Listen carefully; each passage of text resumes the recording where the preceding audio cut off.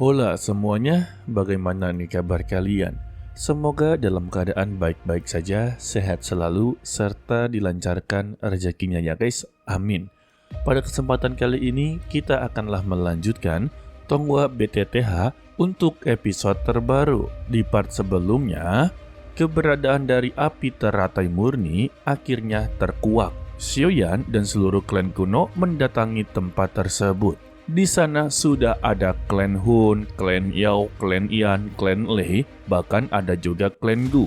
Namun, perselisihan terjadi ketika ada seseorang yang bernama Yao Tian menghina-hina Yao Lo guys. Untuk Xiaoyan sebagai muridnya tidaklah terima, dia pun memberikan sebuah pelajaran kepadanya. Kalau begitu, langsung saja kita masuk ke dalam ceritanya. Masih merasa tidaklah terima, Yao Tian akhirnya mengeluarkan api berwarna coklat dan berkumpul menjadi satu, memperlihatkan wujud sebagai kura-kura. Dan ini adalah api bumi spiritual kura-kura berada di peringkat ke-13. Ya, sebagai peringkat api surgawi juga. Tetapi ya, di hadapan Xiaoyan, api seperti ini bukanlah apa-apa baginya guys. Dia menghancurkannya dengan begitu mudah. Alhasil, Yao Tian yang dibangga-banggakan haruslah terluka parah. Untuk Yao Wanggui sebagai tetua sungguhlah tidak terima dan dia mencoba untuklah menyerangnya. Sayangnya, serangannya dihentikan oleh tendangan dari Jian. Bahkan, Yao Wanggui sempat untuklah mundur beberapa langkah. Namun, pertarungan mereka haruslah terhenti ketika Sun Er turun tangan dengan memberikan sebuah peringatan. Xiaoyan telah mengalahkan Yao Tian dengan kekuatannya. Sebagai tetua, dia tidak bisa untuklah ikut campur. Jika dia kembali untuklah ikut campur, maka itu akanlah merusak identitas dia sebagai tetua.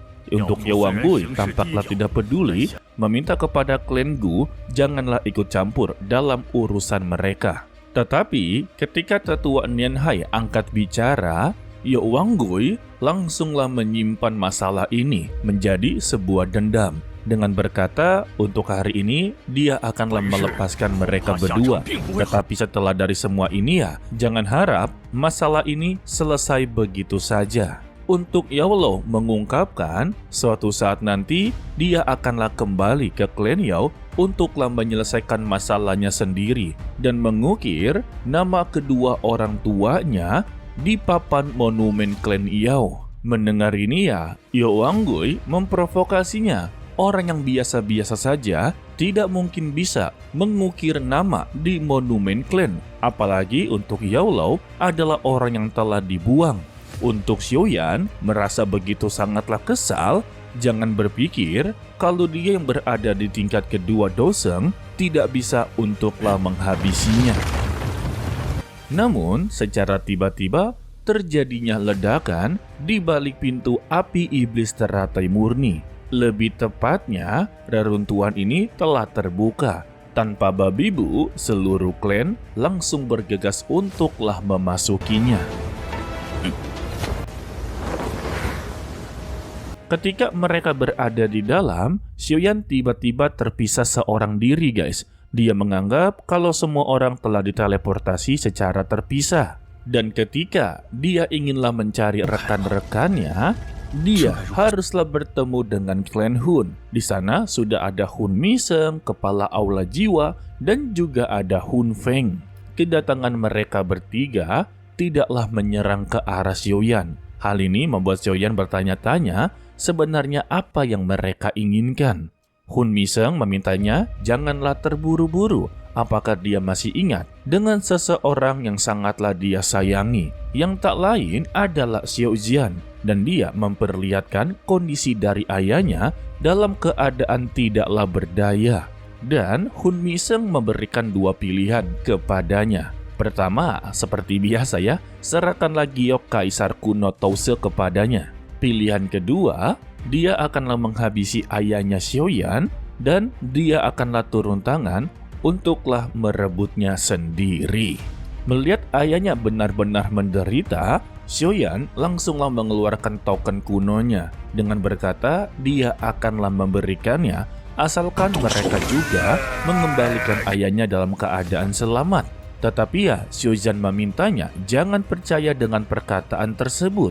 Sehingga Xiaoyan menjadi begitu ragu, membuat Hun Miseng mengambil pilihan kedua guys.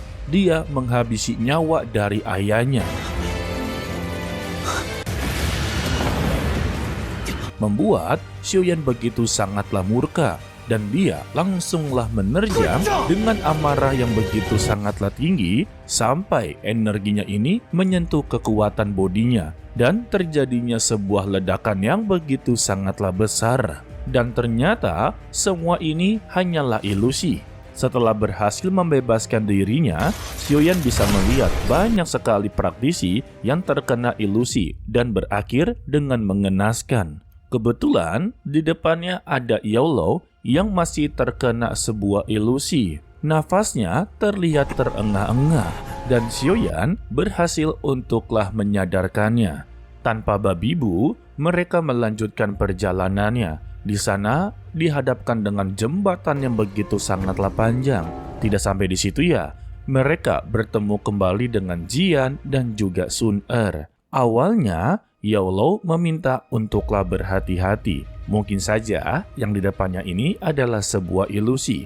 Tetapi ya, ketika Xiaoyan berhadapan dengan Sun Er, dia tahu betul kalau ini bukanlah sebuah ilusi. Lantas semuanya menghela napas. Mereka sama sekali tidak mengerti dengan pasangan satu ini. Jian menambahkan, dia tidak menyangka ternyata untuk iblis api teratai murni mengeluarkan kabut langit iblis mimpi buruk. Tetua Nian Hai menambahkan, ini awalnya merupakan kemampuan unik dari iblis teratai murni.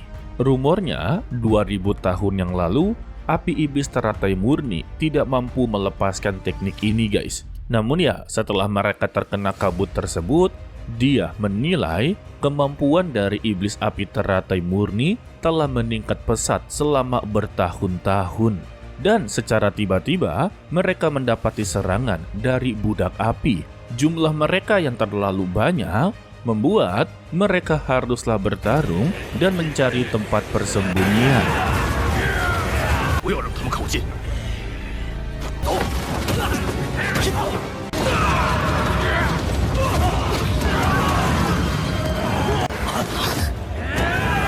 Kebetulan di depan mereka ini adanya sebuah pintu. Tanpa basa-basi, mereka langsunglah menerjang dan berhasil untuk meloloskan diri.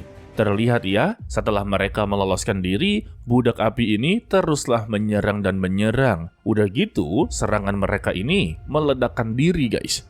Namun, Tetua Nian Hai memberitahu, ini adalah ruangan api iblis. Tampaknya, tempat ini tidak jauh lebih aman daripada di luar. Meski begitu, kenyataannya mereka telah diarahkan ke tempat seperti ini. Layaknya ya, mereka memang dipaksa gitu.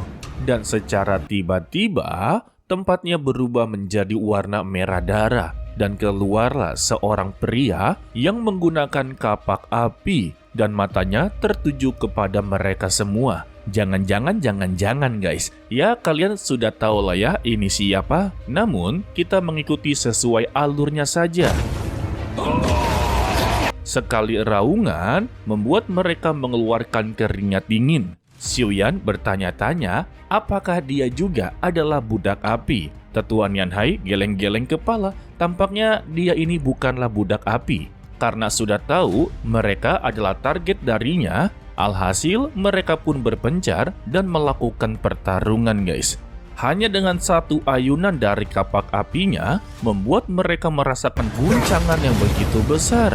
Tidak sampai di situ, mereka yang beramai-ramai dapat diimbanginya dengan begitu mudah.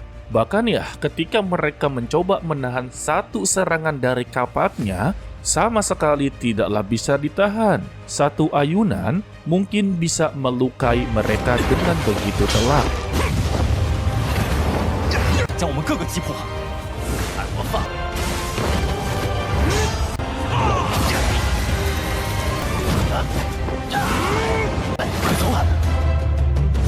Lantas, Xiaoyan meminta kepada mereka semua untuklah jangan bertarung sendirian. Mereka haruslah bertarung dengan regu, minimal 2 orang. Sontak, mereka mendengar arahan dari Xiaoyan. Dengan arahan dari Xiaoyan, mereka berhasil untuklah menekan pria berambut merah ini ya. Sampailah ketika Xiaoyan mengeluarkan pedang beratnya, mereka berdua melakukan bentrokan kekuatan. Dari bentrokan tersebut, membuat ledakan yang begitu sangatlah besar. Dan Xiaoyan haruslah terpental guys. Xian melihat Xiaoyan yang terpental, langsunglah berkata, siapapun yang menyentuh Xiaoyan, tidak akanlah dia lepaskan. Dan tombak naganya juga dikeluarkan. Tidak sampai di situ, Xian dibantu oleh tetua Nianhai. Mereka berdua yang berada di ranah cukup tinggi, berhasil untuklah memberikan luka di bagian pundak kanan.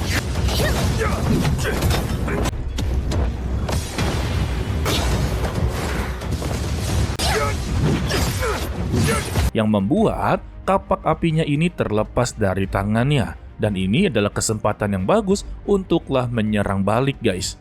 Tanpa babi bu, Xiaoyan langsunglah mengeluarkan kekuatan black hole-nya ya. Melihat peluang ini, mereka berdua kembali mengerahkan serangan untuklah menekan tubuhnya terkena serangan dari Xiaoyan. Sehingga mereka berdua menggabungkan kekuatan yang membuat ledakan besar terjadi guys. Setelah dari ledakan tersebut, mereka menganggap pertarungan telah berakhir. Bahkan Xiaoyan berkata, meskipun dia memiliki ranah yang begitu tinggi, tetap saja di hadapan Xian, dia bukanlah apa-apa. Namun, ketika Xiaoyan inginlah menghampiri kapaknya, tiba-tiba fluktuasi energi melonjak begitu sangatlah tinggi. Ternyata untuk pria berambut merah ini masihlah belum berakhir guys. Dia menunjukkan kekuatan yang sebenarnya berada di Dosem bintang 5. Tidak sampai di situ juga, tubuhnya melayang di atas langit dan mengeluarkan simbol dari klan Xiao, membuat Xiaoyan langsunglah terpelongo. Ternyata orang yang berada di depannya ini berasal dari klan Xiao. Dan kita bersambung untuklah di episode 189.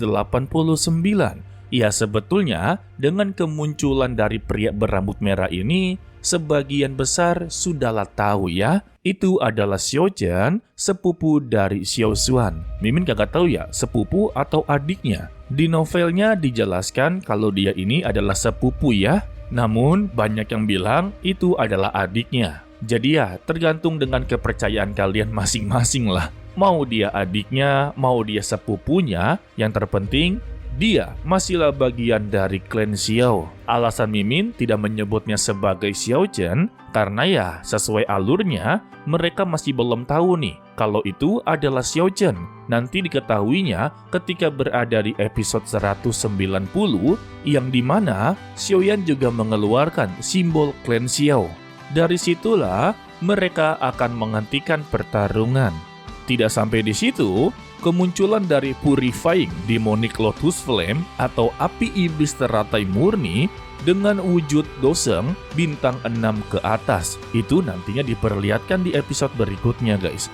Oke lah, sepertinya cukup sampai di sini saja dulu untuklah video kali ini. Mimin ucapkan terima kasih kepada kalian yang telah menonton sampai akhir. Pesan dari Mimin, tetaplah menjadi orang yang baik walaupun itu sangatlah sulit. To be continue, sampai jumpa di video berikutnya. Bye bye. 父亲，儿快走，不要相信。老师躲开！